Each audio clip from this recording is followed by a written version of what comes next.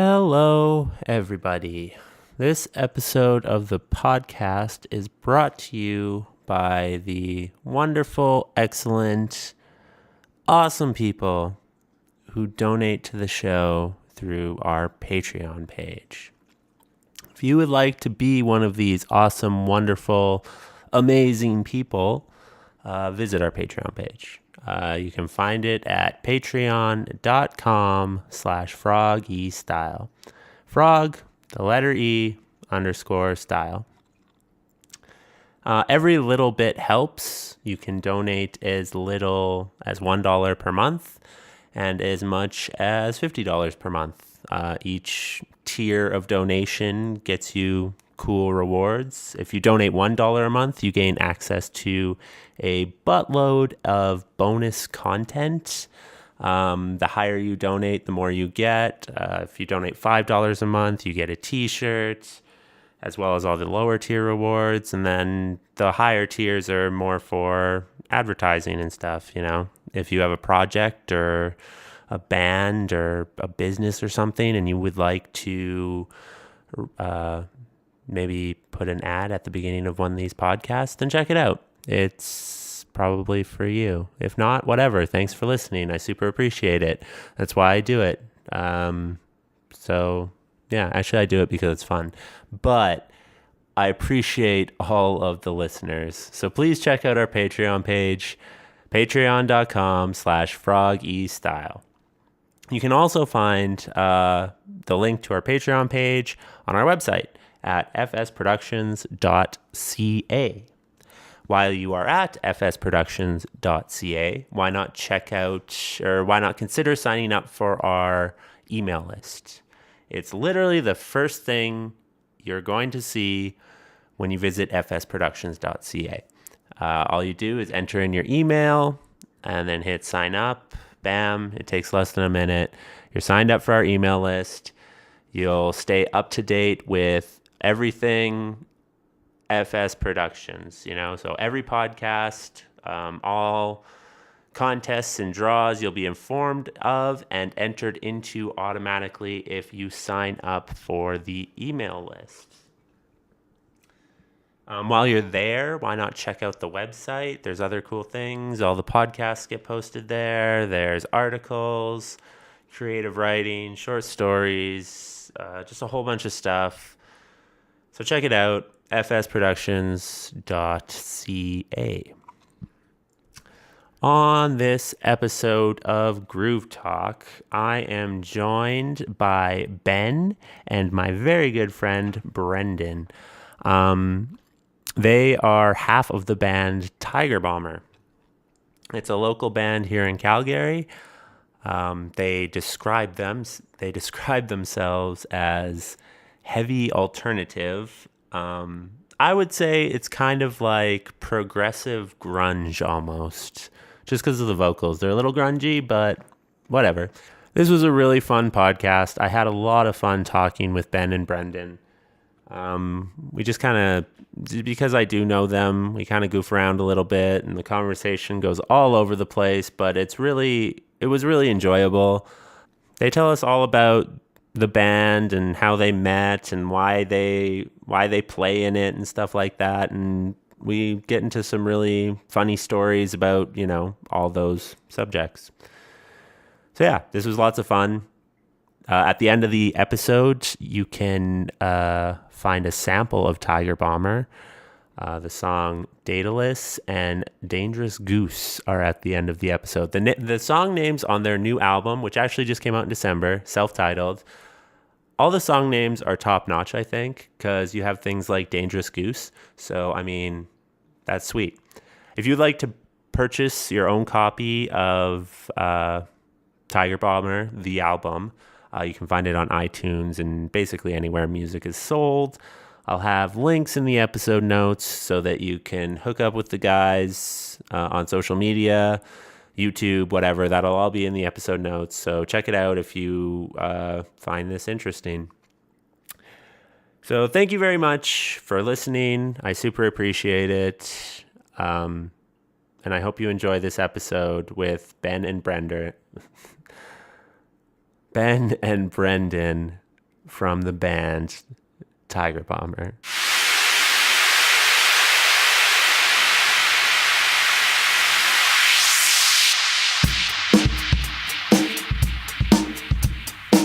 This is Groove Talk with FrogE Style.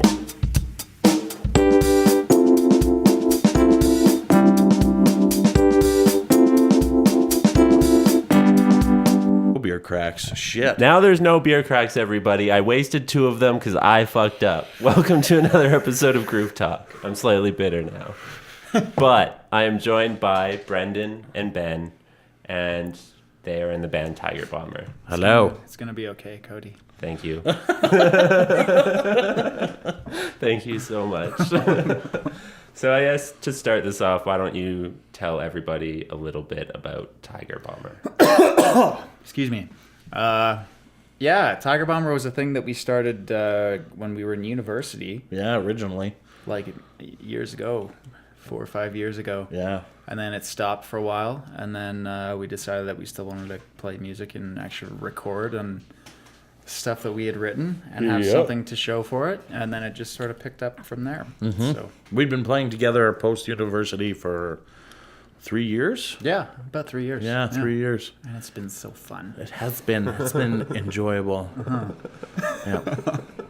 Nice. And you guys have but it's about 3 months old now. I You think released so. the album in December. Yeah. yeah. When was it? Was it December? I think it was December that we released it. Yeah. Uh-huh. We should know, but I don't know. It's out there. it's floating out there. It's out there. Yeah. Time to do some promo. Yeah, that's right. Exactly. Came here for the plug. You know what it's all about. But yeah, it's been out for that long, and it's really, really high quality. Recording took a couple years. We really took our time with it, and it turned out. You can It hear. turned out great, Yeah, yeah. you can hear that. You can really, really hear that. Oh, compared to the demos that Cole and I used to do in my parents' basement, those sound like a man just holding the microphone to his butt. And letting it sing sweetly. Yeah, so they sound great. Yeah. Really happy with it. Yeah, me too. Awesome. So I guess what was maybe your guys' favorite aspect of the recording process? It went pretty quick, didn't it? Like, as in terms of like recording the parts, like we had Oh yeah, spaces- individually. Yeah, Yeah. Like we had spaces in between of like when we were gonna go in there and do the recording. Mm-hmm. But from what my recollection was, I think I was in the studio for like a week and a half. Maybe. I was in there for 5 hours tops, I swear. Yeah, it did- went real fast. Yeah. That was mostly thanks to Corey, though. He Yeah. was the one who did the production and the mastering. Corey Roche, he's a beautiful man with beautiful talent and a beautiful studio in his basement. Another plug for Corey. Yeah, great audio production. Check him out. Yeah. So far, that's the first plug for Corey. So That's okay. We'll come up with another one. Start a tally. No, that's right. Start a Start a tally. Start a tally. No, honestly, I was in there for maybe 5 hours, and I played drums. So for me, that's no time at all. You're just sharp as I am shit sharp. on the drums. Also, like the way that he recorded the drums was really, really clever, in my opinion. He has an electronic drum kit that's really high quality. And so what you do is you go in, and there's guitar scratch tracks, so there's something for the drummer to play along to. Thanks to old Ben did that. That was Ben. I Ben didn't go did in there He's our first. guitarist. Meedly. Anyway, you play along to it, and then what Corey does is he goes through and hand quantizes anything if it's all screwy or not quite on beat, which is It's a boring kind of job. super boring. I appreciate that he did it. Yeah, no doubt. But it worked perfectly. Like, it took the recording process of drums from like an all-day thing for one song maybe to literally an hour and a half Yeah, per and song. he probably spent a couple days quantizing those things, but he got that done really quick. Yeah, which he made did. The rest of it come together very, very well. Just Yeah, very because smoothly. You can't really record unless the drums are there. Yeah. Obviously. So Yeah. Made a huge difference. Cool. So instead of playing to like a click track, you play to the guitars? Well, the scratch tracks were played to a click track. Okay. So the scratch tracks are just rough tracks that I play to, right? Okay, so you didn't play to a click track then. No. Well, yeah, I did. Yeah, I did. There was Yeah. a click there. There just was a to click there. Help him along. Yeah. Okay. But it's like the point of the scratch tracks is to just give you like an idea of what Where the you're song at. actually. Yeah, where you are in the song instead of just it's really hard. Well, in my opinion, it's really hard to just sit down to a click and play through a song, right? You need some sort of audio cues there. Otherwise, you're playing to dead air effectively. And Yeah. You're it's just playing the same frustrating. part like over and four over times again. over and over. Do I switch now? I don't know. Yeah, exactly. Exactly. It was awesome, though. It worked Yeah. really, really well. It was a lot of fun. Also, he's got a tiny little home studio, so it's like really, really intimate, and you're there for the entire thing. You know, you have a lot of creative control with him, but he still adds his own spin to it, which Oh turned out yeah, great. he's putting his name on this too. So if we are really shitty and lazy in the writing process, then he'll just be like, that doesn't sound good. We'll fix that. Yeah, And like he'll sit down with us and we'll brainstorm ways to make it better. yeah. He'll call you on your shit if he thinks it sounds bad. Yeah, or he'll say like, you're a fucking shitty guitar player and you got to get better. You're a stupid idiot. Get out. Yeah, he does that all the time. No, I'm just kidding. No. He's super nice. He's awesome. I guess it makes sense though if he is putting his name on it as well. And It's a combined effort. It is, totally. He put more effort into that than we did. Yeah, we just showed up at his house and drank coffee and did our thing, and then we left, and the real work was him when we were gone. Yeah, and I'm still blown away at the quality of them. Yeah, they're amazing. Yeah. Amazing tracks. Not to, I mean, they're fine. No, they're amazing, okay? Amazing. yeah, that's awesome. So I guess, how did he like add any extra things in? You know what I mean? Oh, a ton. Oh, yeah, tons. Tons. There's a lot of production value in there. There's he added sound effects to some of our songs. He added new instruments to some of them. Yep, there's Yeah. like full string instrumentation in for some of the songs, and there's background synth that we never do live, which would be really cool. That's another thing that we want to do to add in the future. But that was all him. All the stuff that you hear, whether it's strings or synth, that's A Corey. lot of the effects. Yep. Oh, he did a fantastic job. Sweet. Yeah. Well, he used to play in a local band here in Calgary a few years ago, and they actually won the contest through the Blind Beggar. Yeah, the original music showcase. I Yeah. think they're called The Rising. Yeah, they were the Rising. So he has deep roots in the music community here in Calgary. He knows what he's doing. He just does tracks for fun now. Yeah. I mean, like he has this business that he's been doing. I'm not sure when he started it, but he is good at it. He's been doing it for a while. Yeah. So, yeah, he's so good. He's so good. It's actually the last band I talked to. Something similar happened on their album. Is like the person they recorded with and who produced their album added like synths and stuff onto it, and then they're like, "Wow, we would actually like to add a synth." Yeah, player we now." need this now. I would absolutely It's a very love- common thing for whoever's producing or engineering to add stuff to it, and it just gives it that extra kick that you didn't know that it was actually there, but when they throw that in there, you're like, it sounds amazing. So a synth player would just be great. If anybody knows one, we'll take him. Yeah, if anyone is a synth player, just let us know. That's the second call out on this show for a synth player. So if you play synth, High demand. yeah. And contact another call somebody. out, does anyone know the weather tomorrow? Cold. That's not a good one. It's gonna be cold. It's always cold. It's not gonna be. Well, it's supposed to snow. I think. Welcome to Calgary. Yeah. Not even really. It shouldn't snow this much. I know. Yeah, it's been crazy this year. I know. We haven't had enough Chinooks. Winter bummers, man. Winter bummers. It's no funners. Next song name: Winter Bummers. Yeah, boom. There we go. Yeah. Yeah. Done deal. Sweet. Cool. So you mentioned the music showcase. You guys participated in that like almost a year ago now, right? Yeah. Yeah, we did better than we thought we were going to do. Yeah, we did. Uh-huh. We did the highest. What did the highest scoring band get? 84. So it's 3 judges. Was it 3 judges? Or was it 4? I think it was 4. I think they might have had a 5th. Was there 5? There might have been 5. Oh. They gave us like the cool thing about that showcase is that they have all these judges who like they know stuff. They're from either radio or they've been in bands or they just know stuff. So they're sitting there writing stuff up as we perform, and then they just give it to us afterwards, which is great for any new band. Fantastic feedback. Yeah, really good. Yeah. So we had like 10 sheets of stuff to go through, which was really handy. It was fantastic. Yeah, the top band was like 84%. Yeah. And we were like 79. So Yeah, which was pretty good. I did not think we were going to do that. I thought we were going to bomb. Yeah. But the original music showcase was kind of thrust into our lap. Like we didn't know about it, or we didn't sign up for it or something. And then it was like, oh, we have 3 or 2 weeks to prepare for it. So we kind of panicked.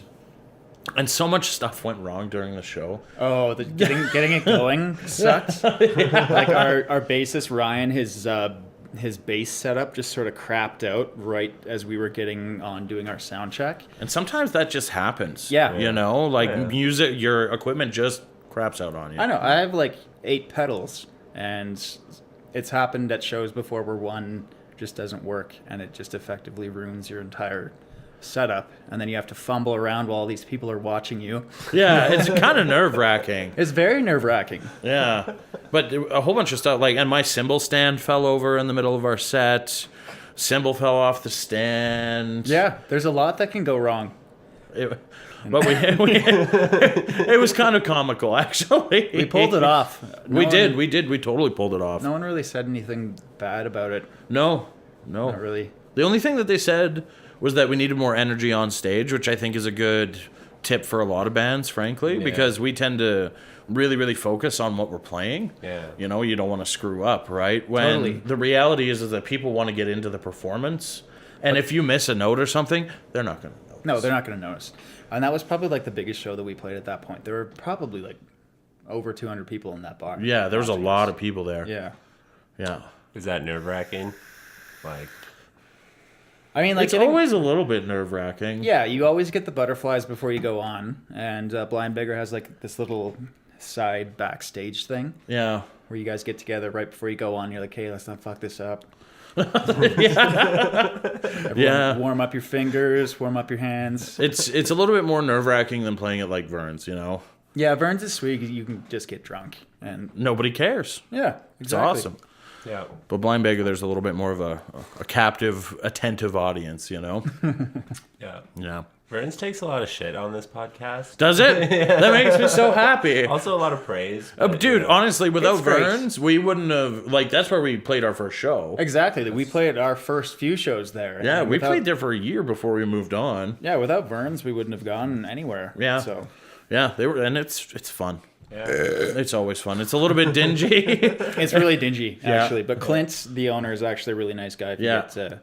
get to know him. Yeah. He comes off as like a really stern kind of jerk. I call him the sound Nazi. Right before you sound check at Vern's, he's Yeah. just fucking yelling at everyone, and like to the point where like, oh my god, what did I do wrong? He's like, okay, you play, don't you play? No, you don't play.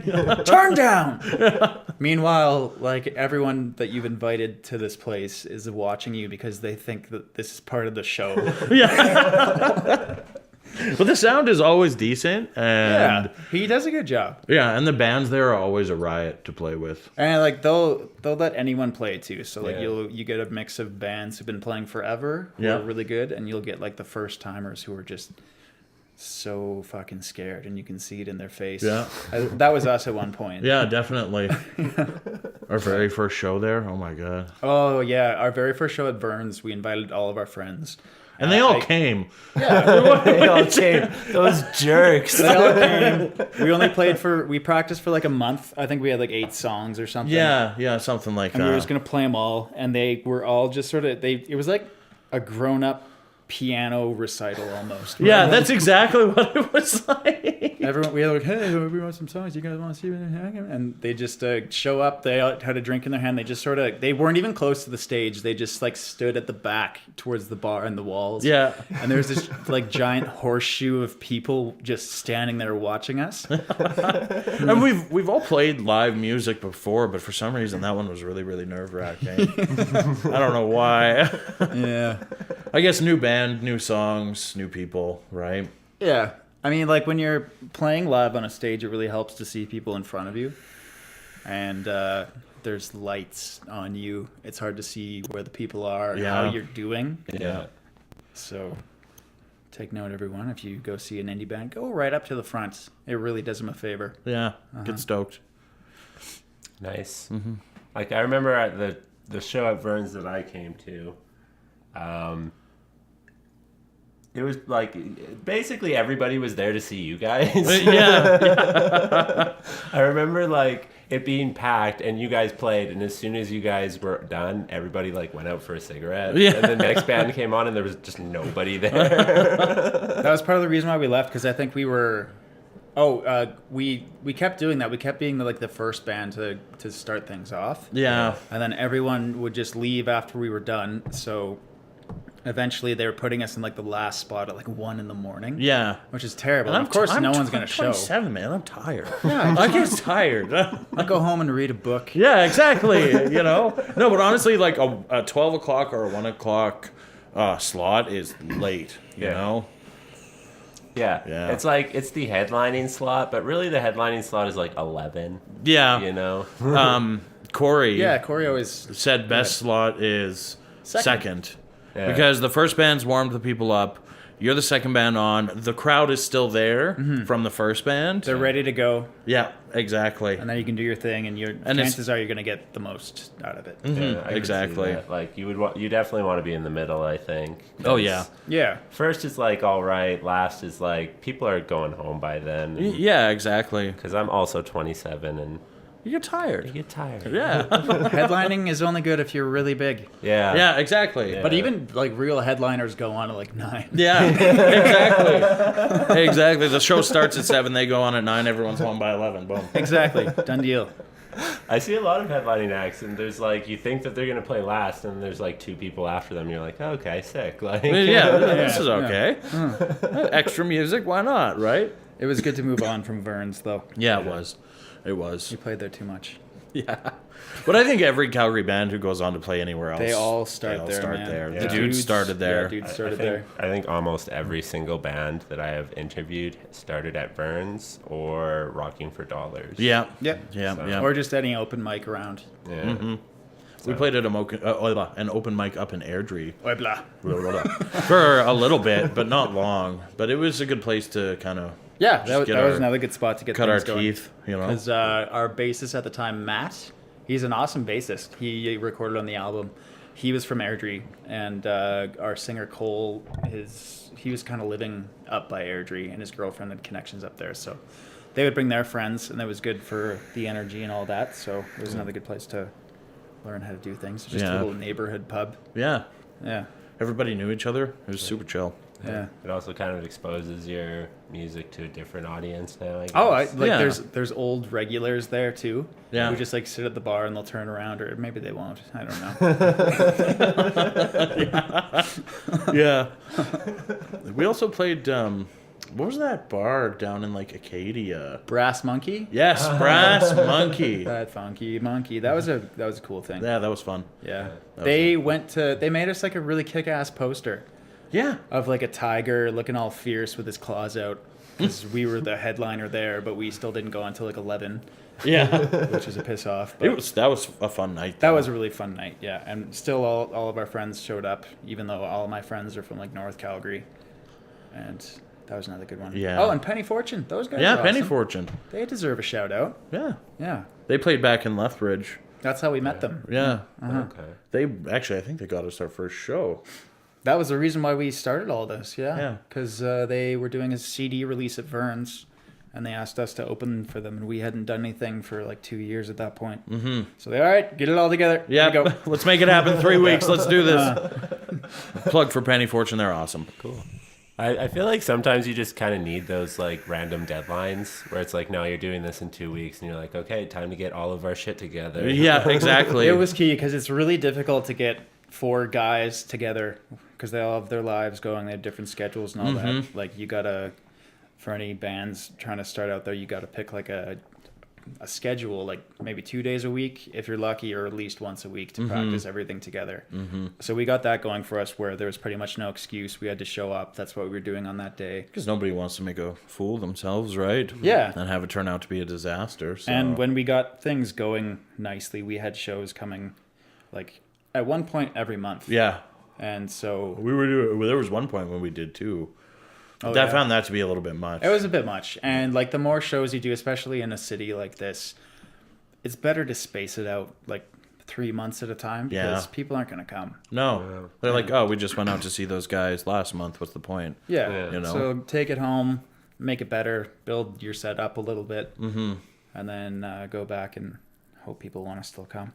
Yeah. I think when you're like just starting out, you want to like spam shows, you know? Yeah. Just to kind of get your name out there, and like, and then once you kind of are a little bit more established, you want to like space it out. You don't want to like super saturate yourselves. No. People get Exactly. sick of it. Unless you're like on tour or something. Yeah. That's not very economical these days. No, unless you're in unfortunately. demand. Unfortunately not. Man, like the 90s would have been so cool. Really, because like you could have, all you needed was like $20 worth of gas to And a van. to like get halfway across the country, and then hopefully 6 people show up, and you could use that money to move on to the next place. Jeff, he went touring, I think last year. Jeff Perry. Okay. People don't know who you're talking about, Brendan. Okay, sorry. He's in a band called Illyrian. And he went touring last year. He said that they made the majority of their money, or they could have made the majority of their money off merch. Oh yeah, that Merch helps is too. ridiculous. Yeah, merch is huge. Yeah. We had some merch going for 1 or 2 of our shows. Yeah. It was pretty basic, just like a little Tea. tee you could buy. Yeah. That was good though. Well, you guys said that you made quite the profit off of your t-shirts. Yeah, we did. Yeah, we actually did pretty good with that. Yeah. I think we still have some kicking around. Yeah. Message us if you want one. I think all we have left are like smalls and mediums. Yeah. Yeah. We should have brought one for you, actually. I was thinking about that, but I didn't know if you had one or not. No, I don't think he does. I'll send you one. I didn't even know you guys had t-shirts, Yeah. honestly. Yeah. We don't tell many We're people. really bad at marketing ourselves, honestly. We don't really tell anyone. Same with this album. We kind of just made a couple Facebook posts. We're like, yeah, we have an album. Yeah. And here we are like 3 months later promoting it. Yeah. Yeah. That's fair. Yeah. Whatever. Yeah. So, is like a tour something that you guys would like to do in the future then? I don't know, to be honest with you. It would be cool, but we'd only do it if we somehow got our shit on like radio stations across Canada, Yeah. which is a step away from us. Yeah. Yeah. We'd have to do another album, and then that would have to reach the next level. Mm-hmm. But because us right now, all piling into a van with the little money that we have to spend on this, Yeah. we have different things going on. This is like, it's become more of like a friendly. It's a side project. It is a right? side project. Yeah, we all have jobs and stuff, and we just want to meet up, and it's really fun. So that's why we keep doing it. Mm-hmm. But yeah, we'll try and keep doing it for the foreseeable future. Just doing what we've been doing this whole time, just playing around town. Yeah, exactly. Maybe throw something together and record it in the future. But Cool. as of right now, we're just gonna keep doing what we're doing. Sweet. I mean, I feel like every band kind of comes to a stage where they're like, okay, like, what are we doing here? Is this just something that we do for fun, you know, and or is this like what we're like gonna do? Is this our like thing? Yeah. Well, I think like in order to make it a thing, everybody needs to be dedicated, Oh, yeah. Totally. 100% If dedicated. one person's out, it makes it that much more difficult. Yeah.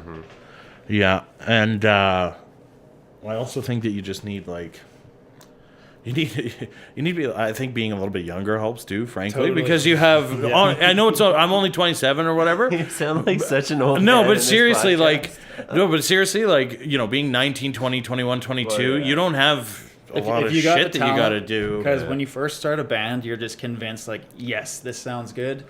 People are going to love it. We're going to like you're so convinced that you're going to make an impact, but in reality it's so difficult to do. Man, it's like throwing a message in a bottle out into a sea of bottles, you know? Yeah, exactly. And like you got to catch the right moment of like timing and luck, and we haven't done it yet. No. We probably never will. Well, and there's bands who play for like 10, 15 years and they still haven't hit that point yet, right? Yeah. Bands that don't get noticed until they're like mid-30s. Yep. So, Yep, absolutely. yeah, you just got to kind of pick and weigh Like what you want. Current Swell, for example, they're a phenomenal band. Really, really, really excellent music. But they're mid-30s now, and they've been playing for a long time. And 15 years. They've only started filling up Flame Central as of late. You know what I mean?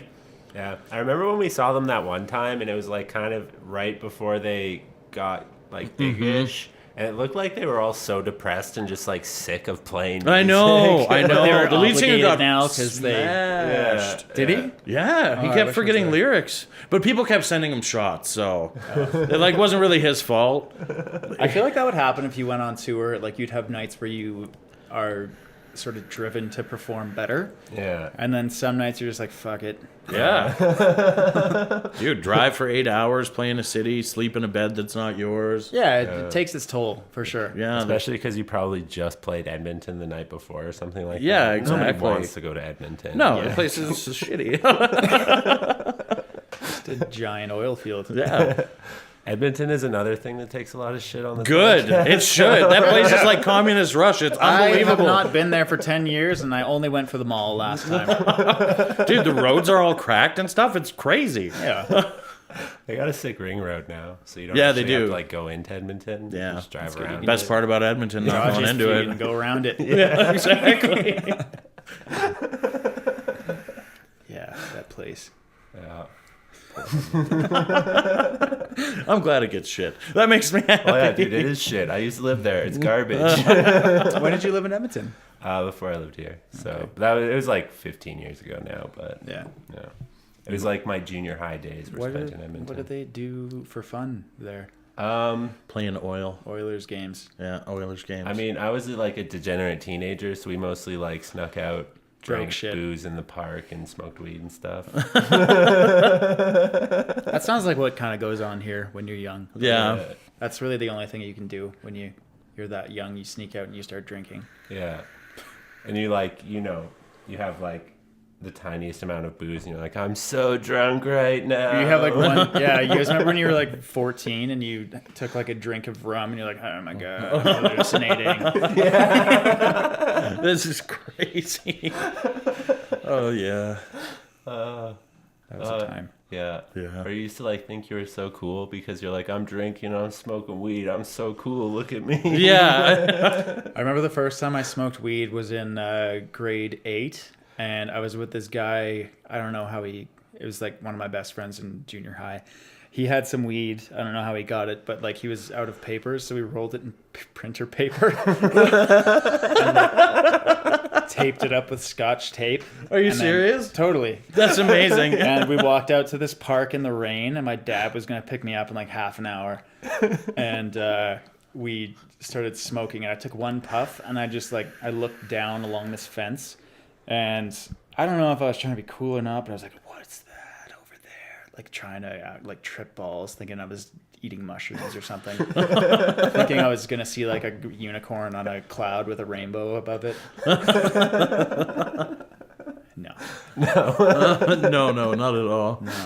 No. I remember just being super crafty with like what you would smoke weed out of. Like you would make Cans pipes. and shit? Yeah, cans or like you cut up shampoo bottles, like those little hotel shampoo bottles, and you stuff it with tinfoil and you poke holes in it and you got a little pipe or That is crafty. I'll Yeah. give The you apple that. pipes. Yeah, the apple pipes. And then as you get a little bit older, like university, and you're broke and you just want to stretch your weed as far as you can. So like you'll put like a little tiny bit of weed in your bowl or whatever, and then you'll just cover it in that crystal stuff. Yes, the keef. Yeah, the keef. It's got a lot of names. Yeah. There's a lot of names. Mm-hmm. Yeah. I mean, that's like my, oh shit, I'm out of weed. I'm going to smoke keef now. That's just what I'm doing. It gets really bad when you go for the res. That's the worst. Oh, God. It does it though. You can do it. Oh, Yeah, you can. That's the worst part. You can super do it, but it's like a different type of high, too. You're like, Yeah. you're like, I just feel gross now. I know. You have like a headache. You're like, why did I do this to myself? Homeless. Yeah, exactly. Exactly. People who say weed isn't addicting, well, you've never smoked in res before, so. Yeah, exactly. You gotta get off the res, man. You gotta get off the res. It's bad news. So I guess, what was maybe one of your like favorite shows that you've played? That's a good question. I'd say the first time I played Blind Beggar was great. Yeah, we rocked that. We did. And there was like, a lot of people showed up. Pretty much everyone that we invited. Yeah. And they were all there for us. Like, we sound like a bunch of braggy brags right now. I know, but it was true, man. And we played really, really well. Mm-hmm. It was great. That was an awesome show. Uh-huh. That was one of the best. Mm-hmm. But and you play good shows and bad shows. We played a lot of bad shows. Where like the crowd is like visibly not into it, or you're just sort of looking at your buddies like everyone keeps screwing up. And it kind of demoralizes you know? Uh-huh. Because people aren't into it, then it makes you less into it. And then it becomes like, okay, let's just get through it. Yeah, exactly. But you got to have those shows, you know what I mean? Yeah. Not every show is going to be, I think even at the professional level, because every show is going to be a little bit different. There's going to be one that's better than the other one. Mm-hmm. So that's just something you got to battle through. Yeah. And just put in as much effort as possible. Yeah, but again, sometimes you don't want to, or you've had an off day or something. Yeah, exactly. At the end of the day, everybody's still just like people and whatnot. So yeah, exactly. Of course. Yeah. It's still fun. Every show fun. is really fun because you get to pull people together that you haven't seen for a while. Everyone's there to see you, and you get to walk around and meet all these different friend groups, like hanging out with you, Brendan's friends, and Cole's friends, and Ryan's friends that show up, Matthew's friends when Matt was in the band. That's a good aspect of it for sure. Yeah, definitely. Yeah, definitely. I could see it just like music. It brings people together. It brings people As together. Cliche and lame as that sounds. It does, though, man. It totally does. Hey, come see my show, or I'm gonna be sad. Yeah. Yeah. When our parents would show up at our shows. They still show up at our shows. I love it. It's great, man. I remember the first time my dad showed up, he had like the iPad and he held it up.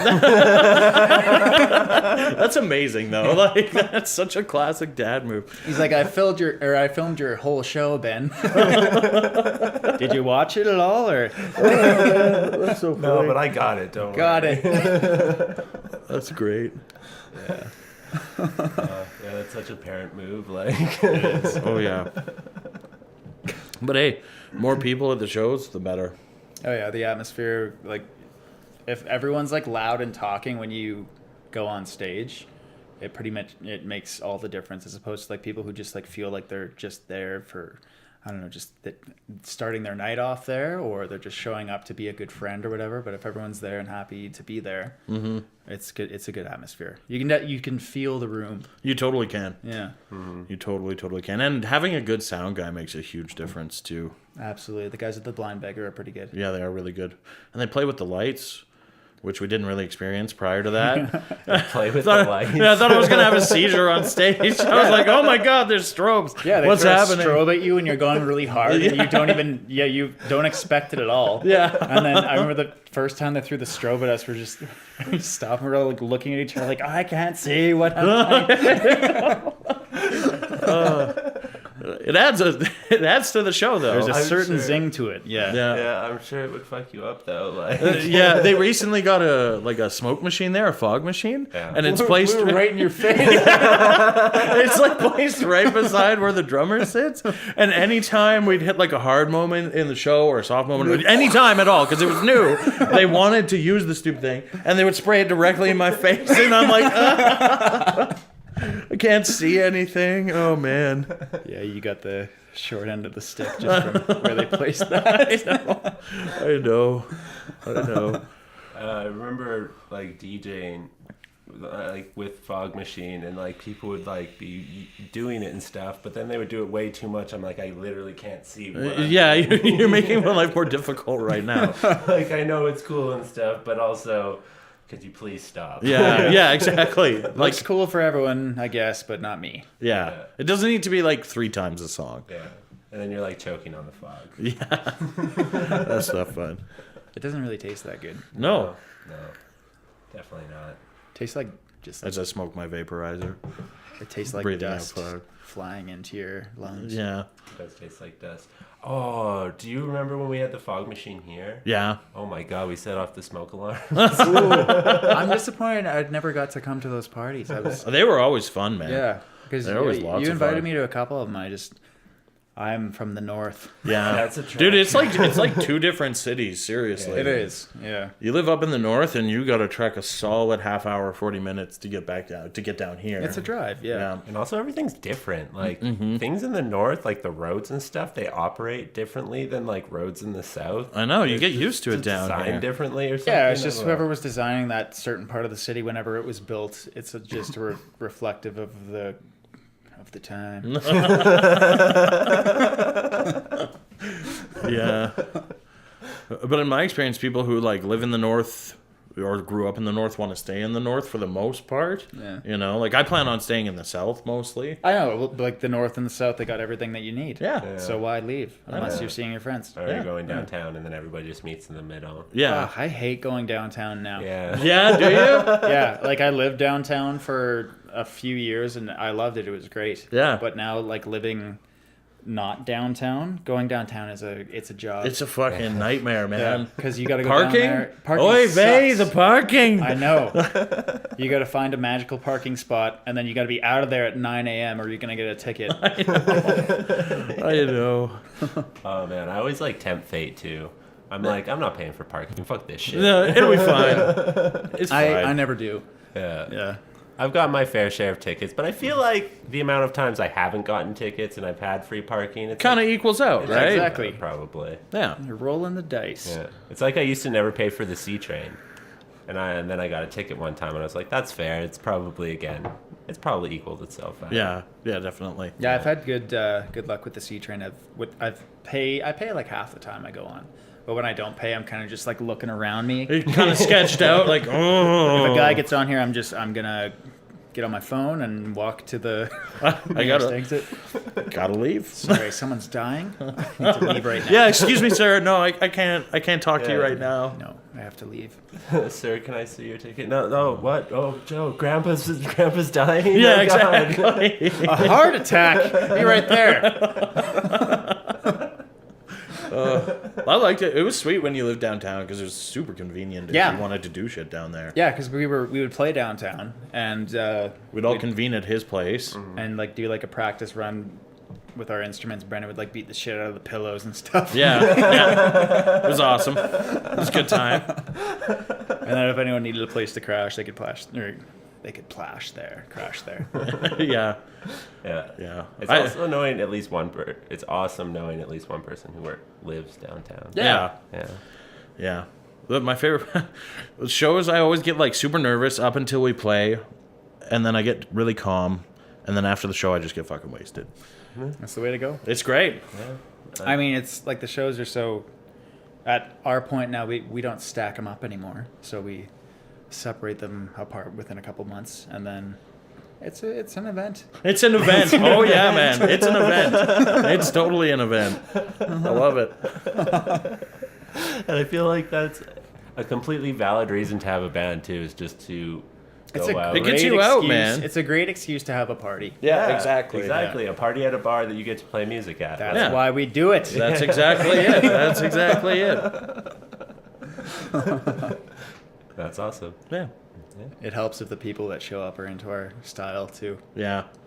because we're kind of like We played one time at Vern's, and it was all like really hardcore punk bands before us, and we played like I don't know, like grunge-ish. grungy, almost kind of like spacey grunge stuff. progressive. There's a lot. I of call it things. heavy alternative. Yeah, That's because that's like a broad enough genre that people can Be like, kind of have an idea of what you're playing, okay, right? Yeah. Like guitars and bass and drums. Yeah, exactly. Music, really. Synth if you listen to the recordings. But when we played, like we were, I don't know, I think we were third, and we played after these two hardcore punk bands, and it was just like crickets in the room. They just weren't. They weren't into it. There were people who were really old. That one punk band was like 40-year-olds. Yeah. And then there was that the all-girl punk band. And Yeah. they were 40 too. I know. Yeah. That was a strange night. Are you sure? I mean, wasn't good some, on them like, for. geriatric night or something. No. Well, we were Well, there. they were on the road, I thought, or maybe I think they were. At least one of them was. The road meaning they were from Lethbridge or something. Yeah, exactly. Yeah, came down from Edmonton, Red Deer. Hitting the road from Airdrie. Yeah. So coming in. Realistically, if we were to do a tour, that's what it would be. We'd go to Lethbridge, chill with Lethbridge people. Yeah. Go to Red Deer. Maybe go to Edmonton if we had to. Yeah, If we had. if we had If to. we had a hookup, But place to stay, meals covered. yeah, basically everything. They would need to incentivize us pretty hard to get us up there. Bar tab. Yeah. $100 each. Does anyone from Edmonton listen to this? Who knows? I don't know. There's some people in You're Russia. subscribing. There's 2 people in Russia. Oh, nice. 2 people in Australia. Guten Really? Tag, Russians. Really? Yeah, I don't know if they probably just stumbled onto it. That's cool. Australia. Or it could be like a robot. It could be a robot. Yeah, too. it could be. Could be robots. Lots of robots these days. In Russia, especially. Wow. Oh, yeah. That's like Robot Kingdom, man. We could talk politics next, but let's not. That's bad news. That's bad Everyone news. is turning off the podcast now. Yeah, exactly. Exactly. What are you, like, people love politics. What are you talking about? Like, Yeah. Look at it. It's such a train wreck down there. I know. I've just become numb to it, man. I'm like, some Kinda crazy just wanna shit close happened. your eyes, Yeah. Yeah. ignore it, and just hope it goes away. Yeah.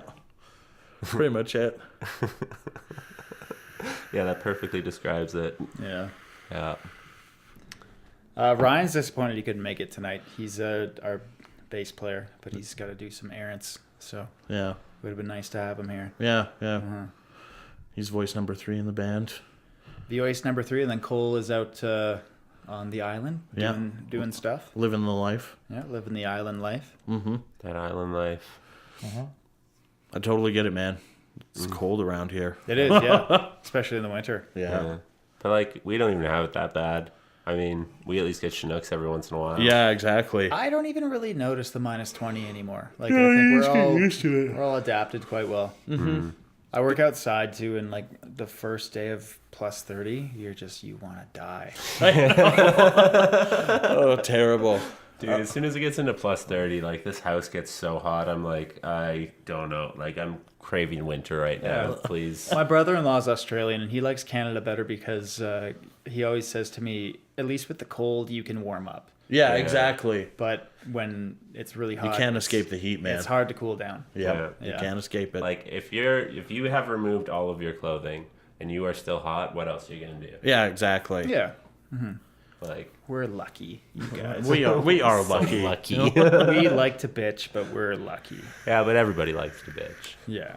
Like, no matter where they're from. It's a national pastime bitching about the weather, you know? Yeah. Definitely.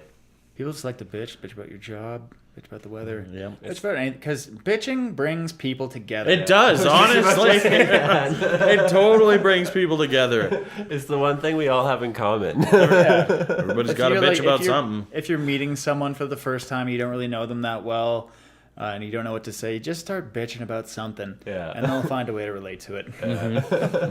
That's true. Very, very true. Yeah.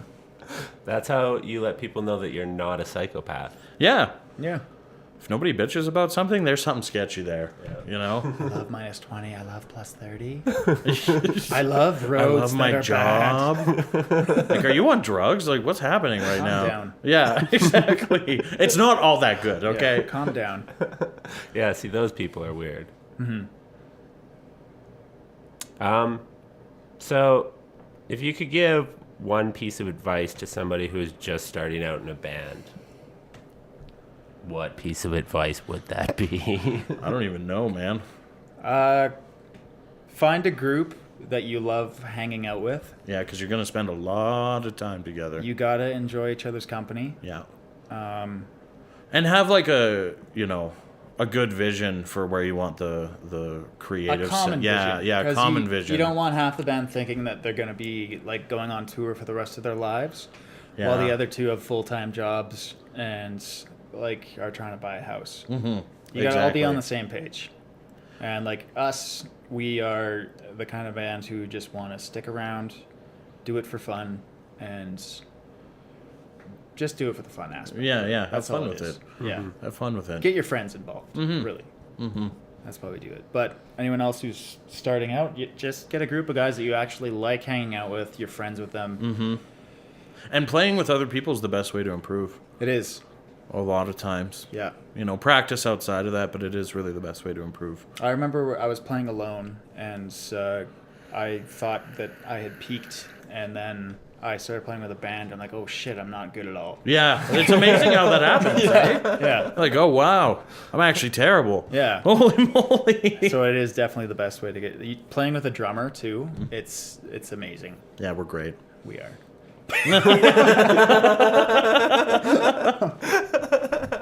Actually, having a solid rhythm section overall is super important. Yeah, it is. Yeah. There's some people who can pull off that like 3-person thing. Yeah. Or 4, but It's just we wouldn't be able to do a 3-person thing because No. we just need more sound. Yeah, more noise. exactly. More Yeah. noise. Exactly. Yeah. But that 3-person thing suits better for like, punk music that kind of folk or something like that, or weird alternative stuff. You know what I mean? Yeah. I would definitely describe your guys' sound as more like progressive-y. You can definitely see the progressive elements in it, at least. You can tell that you guys listen to shit like, I don't know, Mastodon and like Tool and stuff like that. 'Cause, Yeah. Like, Yeah. We get compared to Tool and Pearl Jam. Yeah. Pearl Jam the most. Pearl Jam the most. I think that's Cole's doing because I his think, voice yeah, is the very vocals. Eddie Vedder. Which is a great. Honestly, it used to bother me because I didn't see ourselves as grunge, and then I was like, wait a second, Pearl Jam's an amazing band. That's like actually a they're, like, serious compliment. one Yeah. of the biggest bands ever. Exactly. I know. It's know. not something to be ashamed of at all. No. And we never, like, whenever people would say Pearl Jam, we'd be so surprised. We'd be like, really? Because we didn't hear it at all. No, we didn't hear it at all. All we hear is like the stuff that we're writing. We're like, this is original. This is great. And then they're like, oh, that's like Pearl Jam. And we're like, fuck. God damn it. I don't know how this happened. But hey, it works. And works. people like it. Yeah. People really like it. Yeah, I would definitely say because of the vocals, it is a bit more grungy. Yeah. But like the instrumentation and stuff like that is a little bit more progressive, I find. I feel like the progressive aspect of it is something that keeps you moving the most. Definitely. Creatively. Because if you can do, like, as far as song formats go, you really need, starting out, you need 3 parts to a song. You need a verse, you need a chorus, you need a bridge, and you got to organize that the right way. And like the ending part should be like an outro or just the chorus one last time. But to add in more parts like that, to extend it and sort of take people on a little bit of a trip. A nice little journey. Yeah, a little journey.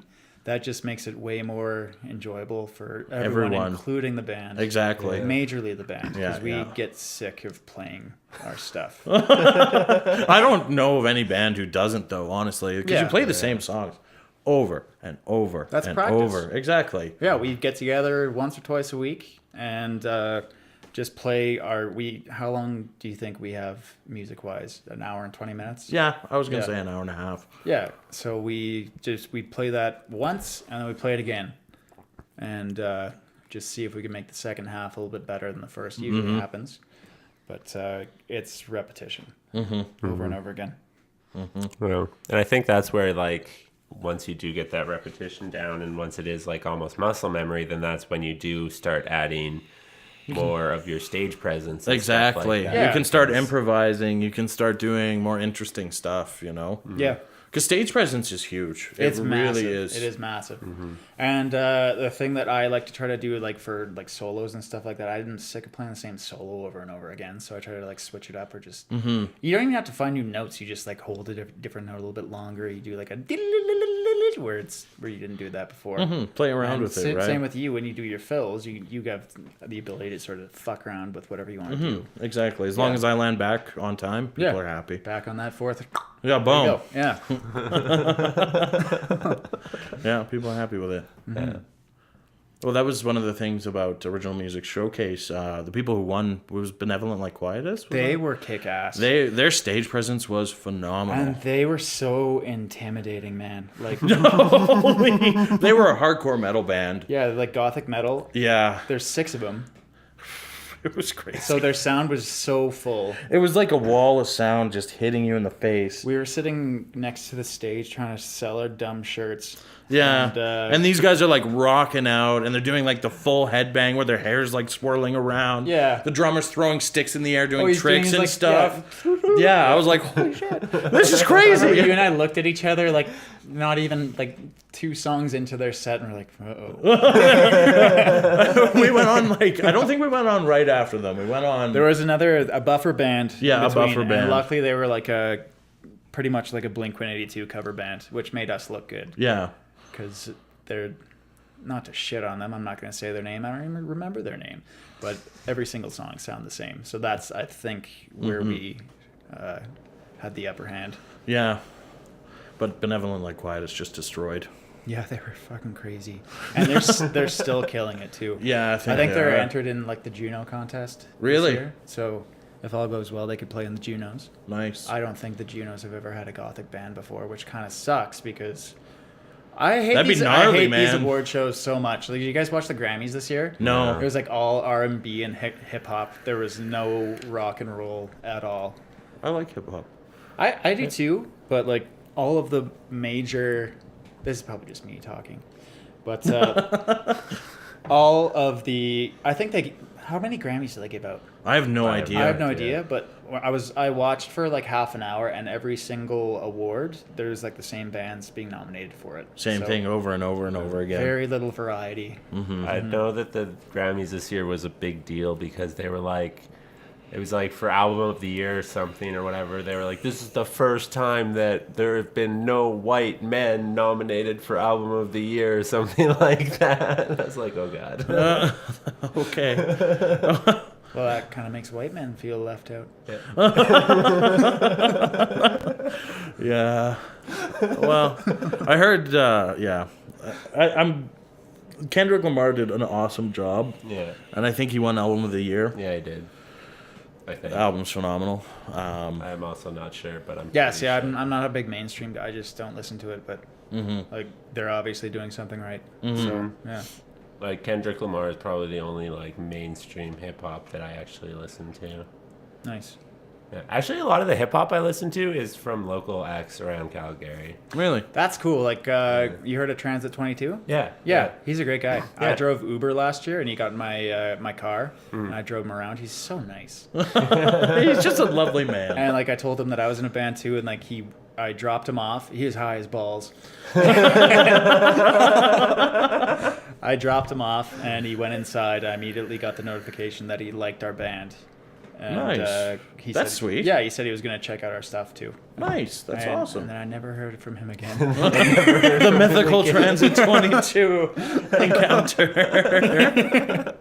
Yeah, he's worked with a couple of hip hop dudes that I've had on the podcast and stuff. So Sweet. yeah. Yeah, I know a lot of people from my high school who are friends with him too. So Did he go to your high school at some point? no, I'm not sure where he went, but I am friends with him on Facebook, and I see that he's going on tour all the time. He's doing it well. Sweet. Yeah. That's awesome. Yeah. Rooting He's for on him. his way, Calgary right? boy. Yeah. Uh-huh. Yeah, I went on tour with actually Brahm. who's, Okay. I've had him on the podcast a couple of times now. Mm-hmm. So, yeah, the Calgary hip hop scene is actually it's like thriving for sure. That's That's awesome. good. Yeah, Yeah. we need more diversity in this town. Yeah. for I always sure. like hearing that the music scene in Calgary is thriving. Actually, period. I would say that almost every like scene, like whether it be punk, electronic, Metal. hip-hop, whatever, it's all thriving in Calgary. Yeah, I've been to a couple, like the clubs nowadays are all pretty much electronic music, which is good. But I've been to a few shows. I don't even know who was playing, but it was just like everyone's going nuts for electronic DJs, and it's great. Mm-hmm. Yeah. And like all the ones that play in the clubs, they're all local. Mm-hmm. So Like even when headliners roll through, it's like they have the headliner, but everybody who plays before that is like just a local act or whatever. Church is local, aren't they? I think they used to be. I think they moved They somewhere. moved? Yeah, that do you makes remember Rick Sharma? Yeah. Yeah, he does really well in this town too. Really? Yeah, He's an awesome DJ. he's always doing gigs. I think he did one in India. No way. Yeah, because he's Indian, so yeah, like, he's yeah. got family over there and stuff. So I think he did one over there. He did. He's- He was a great DJ. Yeah. He used to play at the clubs in Lethbridge and destroy face. Riley Miller was another one. We were. He like dominates Lethbridge. Yeah, he owns that scene there. At least it seems that way from what I can tell. Oh, but he does so much like organizes. yeah, he does. for He events and he all helps that. with the Lethbridge Electronic Music Festival. He does tons of stuff for the U. Yeah, That's cool. Yeah. we because like they had an open mic thing at the campus bar at U of L, and this was when I was in a different band called the Bradford Whites, and we opened up for Riley Miller one night. And that was pretty Really? cool. Yeah. Mhm. Sweet. I mean, it wasn't much of a show. Yeah. We were just like, hey, Riley, do you want to play with us? And he's like, yeah. The Lethbridge campus bar was sweet for that though. Yeah, it was. It was awesome actually. Uh-huh. Everyone just wanted to hear live music, and every student just wanted an excuse to go to the bar. Yeah, and drink. Super cheap beers from the campus bar. It was great. Yeah, instead of like seeming like an alcoholic, it's like, but these people are playing. Yeah, know, exactly. Yeah. Exactly. All my friends are going to be there and be a loser if I don't go. Yeah. Yeah. Yeah. University was bad for that. Peer pressure. Peer pressure, big time. Brendan's the worst for peer pressure. I am really You bad can for literally peer pressure him into anything. it. I freely admit it. That's good to know. It's a terrible tool that gets used against me. Terrible tool. Yeah, all those like things about peer pressure that you heard about in I'm like, that junior kid, high. man. Yeah, Brendan is that I'm kid. the poster child for that. Yeah. Terrible. The victim. I am the victim. It's not like I have fun doing it or anything. Yeah, you just show up to belong. Yeah, that's right.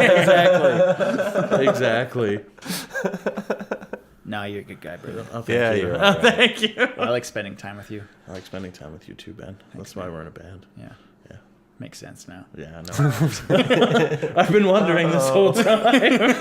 Now it all makes sense. Yeah. Yeah, we were roommates in first year university. Yeah, that's how we met. That was crazy. A computer made us friends. Yeah. It did a good job, too. A really, really good job. Yeah, we had a good time in that place. Yeah. Fuck. That's a long time ago now. Yeah, it was. I remember we were in Res, and it was like the first week of Res was just a big party. It was a shit show. It was, I lost yeah. my glasses. I know. I'm talking about this because we went out to like some field or something to be young again. We're 27. We're not that old, but we like brought some beers out to like the coulee overlooking the river, and at some point you lost your glasses there. Yeah. And you couldn't see, and you got separated from the group. It was just literally my first night at university. Doesn't know the campus very well.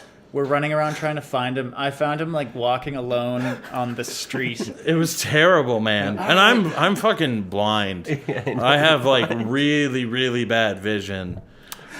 But I Yeah. found you, and I brought you back home. And I remember the next morning we all woke up, and I walk out to like the common area where we like had a couch and stuff, and Brendan's just sort of sitting there like looking at his feet, just like blind as shit, like, oh my god. How did I lose my glasses? Poor Brendan. I think your mom had to drive down and give you. No, I ended up getting Nolan to drive me to like Lens Crafters or something. Okay. Yeah. That was ridiculous. That was a fun night, It was a fun night. from what I remember. It was lots of fun. Yeah. University residence is a whole other experience, man. Changes you. Yeah. It's fun for a year. After that, though, you're like, I'm fucking done. Yeah, I'm not doing this again. It's like an extended summer camp. Yeah, basically. For people who have just become legal. That's crazy. It's terrible, man. It was good to get out of that. Yeah, it was. Yeah. It was. Dude, I just remember like visiting for the weekend sometimes, and just being like, I remember you came down. yeah, and just being like, yeah, that was a good weekend, but I need to leave now. Yeah. Because it was just constant over and over again. Yeah, man. Lethbridge, Yeah. it's a party town, man. It is. Especially if you're in the university college community. Yeah. It's nonstop. Wednesday to like Sunday, at least. I remember like hanging out playing video games and we're like chugging whiskey on a Tuesday. It was ridiculous. Man. Playing like Smash Bros or something. Yeah. Oh. Yeah. I remember I was there for, I think it was the first week or something, or the first weekend or whatever. And we started drinking at like 10 o'clock in the morning or something. Yeah. And we were all wasted by like 2.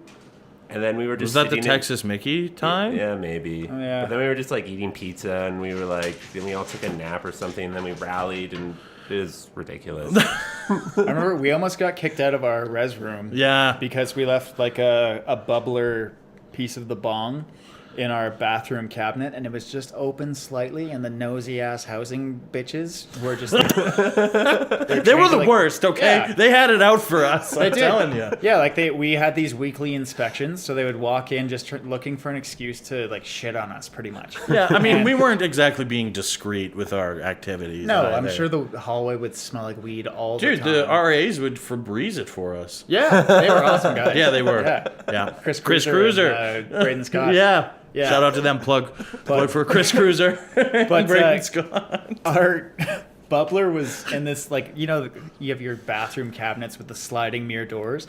It was just cracked open, but that means they're allowed to go in there and look.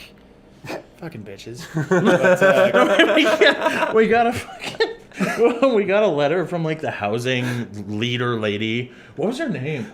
Terry Thomas. Terry Thomas. Yeah. Yes. It wasn't even from her. It was from the Steve. It was like the main cleaning lady, wasn't No, I thought it was from Steve, like her man bitch. it? Okay. And they pretty much just said like, "Hey, we'd like to arrange a meeting or something." Yeah. About the state of your res room. Yeah, that's right. Yeah. And we were like- all, it was like a chain email, and we all just fucking started ripping housing apart. Just like snobby 18-year-olds, like, where's the service? Because we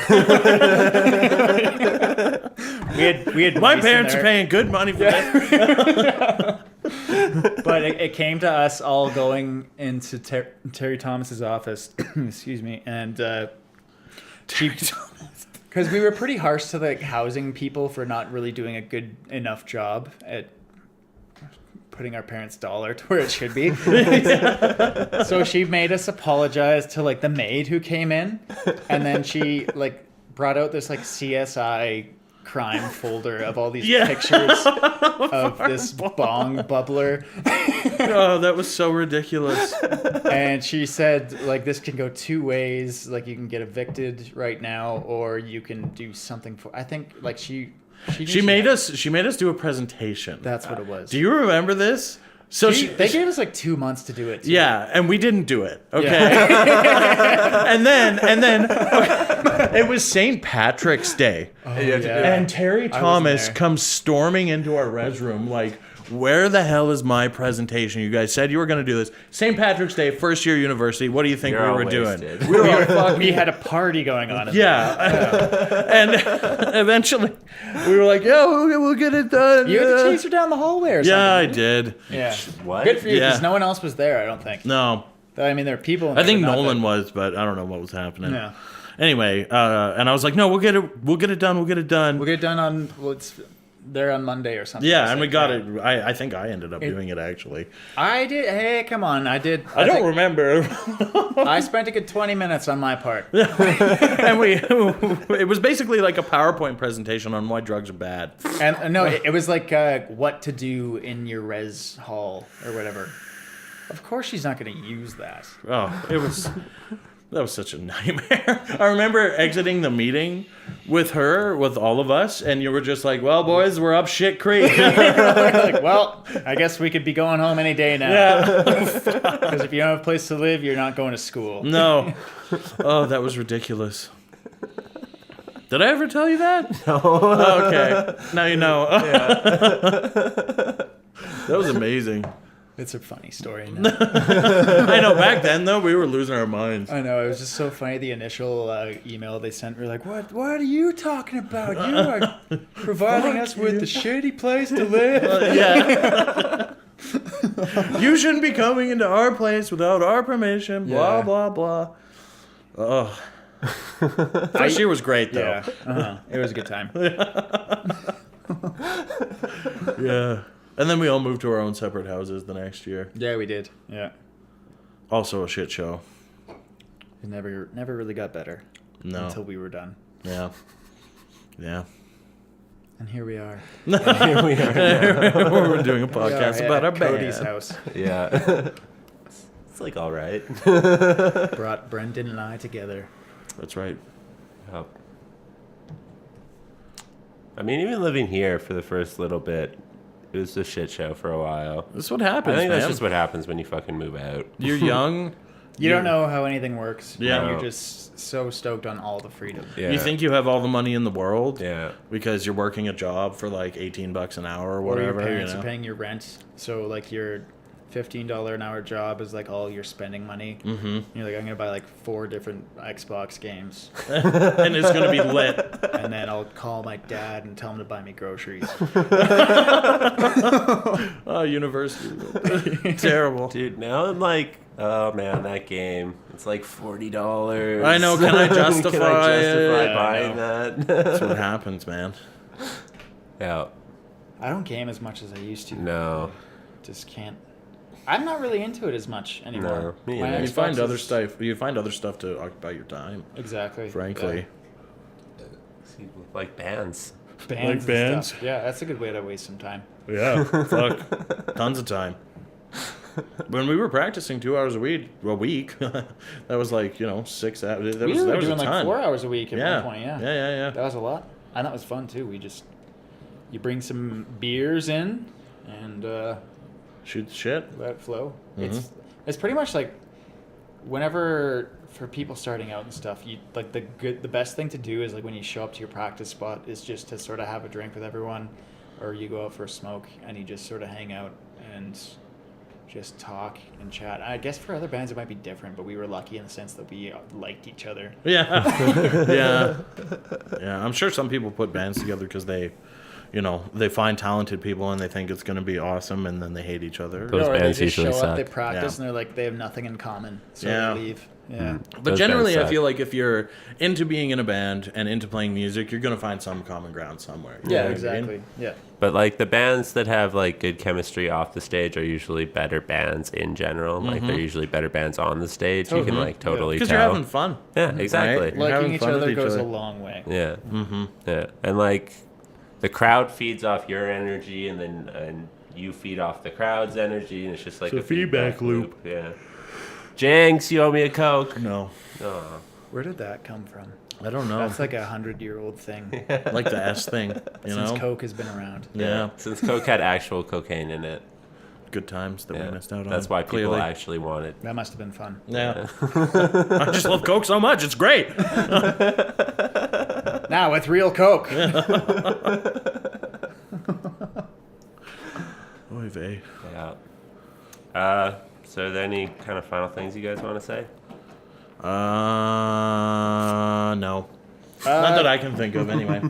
Thank you for this, Cody. This was a lot Yeah. of fun. I guess if people want to check out our album and maybe purchase it on iTunes or Spotify, or just, I guess you don't really need to buy it on Spotify. Just look at it. Just listen to it. Click play, listen to it. Yeah. Let us know what you think. Follow us on Facebook. We don't have Instagram because we're noobs. Actually, I think we do. We do, but no one goes on it. No one knows the password for it. This is the state, okay? this is how we operate. I know that, like, our first big show at Blind Beggar, one of my dad's friends walked up and he was like, I looked at your Twitter and it hasn't been active for like 6 months. We have one though. Yeah, we do. I was like, yeah, that makes sense. I'm not going to do it. We got a Twitter, but don't expect us to do anything with it. Yeah. Twitter is actually the worst. I think it's sort of, it's unless you're like a politician or Yeah. a porn star. Porn star. Dude, you can get boobs on Twitter. Nice. Yeah. That's pretty cool. That's solid. Maybe we will go back on Twitter then. See what's going on over there. But yeah, it's thanks for having us, Cody. Yeah, And appreciate it. if anyone wants to check out the new album for our band Tiger Bomber, then please do. We would really appreciate It's self-titled. it. Yeah, self-titled. Tiger Bomber, Tiger Bomber. It's Cool. the plane that looks like a tiger. And it bombs things? It's It got does. some bombs falling out of it. Yeah, Yeah. it's good. Cool. I'll probably put a song at the end. Cool. If you guys are cool with that. Yeah. At the end of this podcast. Yeah. Song or two or whatever. Yeah, That's Please cool. do. Cool. I'll do that. Yeah. Awesome. Cool. Sweet. Thanks, Swell. buddy. Swell. Great. This was good. was Goodbye, good. everyone. Goodbye. And, Bye, podcast land.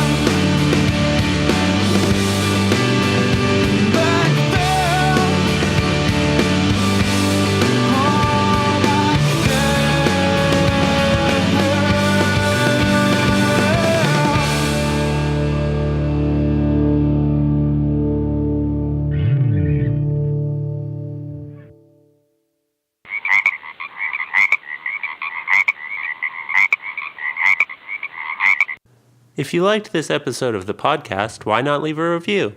You can find us on iTunes, Stitcher, and Google Play. For up-to-date information on the podcast, follow us on Facebook and Twitter. You can find us at FrogE Style Productions. That's Frog, the letter E, Style Productions. For more ways to support the show, visit fsproductions.ca.